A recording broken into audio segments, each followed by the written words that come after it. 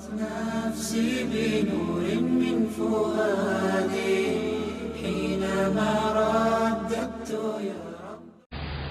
شریعت نے کہا کہ اگر کسی کی غیبت کی ہو تو فقط توبہ کرنے سے یہ گناہ معاف نہیں ہوتا، بلکہ اس بندے سے معافی مانگنی پڑتی ہے.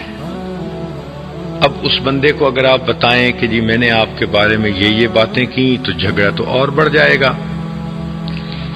تو شریعت نے اس کا حل بتایا کہ اگر آپ نے کسی کی غیبت کی ہے تو بس اس سے یوں کہیں کہ جی آپ کے تو میرے اوپر بہت حقوق ہیں اور میں تو ادا نہیں کر سکی، آپ مجھے اللہ کے لیے معاف کر دیں.